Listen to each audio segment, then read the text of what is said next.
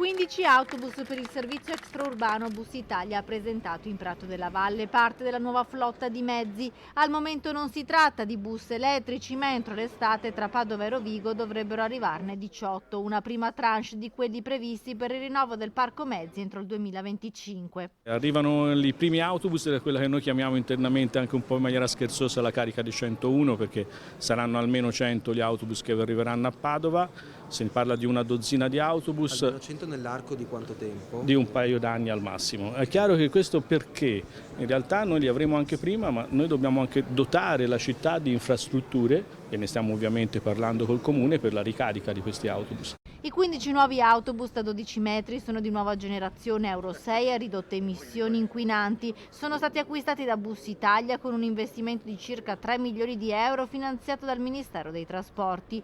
Nuovi mezzi e presto anche nuovi autisti, 34 quelli che arriveranno a settembre dopo aver concluso il percorso Academy. L'azienda sta cercando di risolvere in Veneto i disservizi che si sono registrati negli ultimi mesi.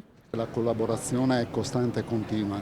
Noi stiamo chiedendo logicamente di rivedere alcune fattispecie che erano previste del contratto stesso, che erano previste prima ancora del Covid, che bene o male il mondo è cambiato e si è trasformato con molte difficoltà, ma non soltanto l'azienda Bus Italia Veneto. Il dialogo con l'amministrazione comunale è costante, il periodo è delicato e la qualità del trasporto urbano va tutelata, spiega il sindaco e presidente della provincia di Padova, Sergio Giordani. Il settore in Bus Italia non è facile, assolutamente. Ci siamo incontrati, ci incontreremo ancora, con i legali, con i taxi, ma ci incontriamo con i legali non perché si sta bonificando, nonostante la situazione sia difficile, perché c'è una gara e quando c'è una gara dobbiamo stare attenti a cosa si fa.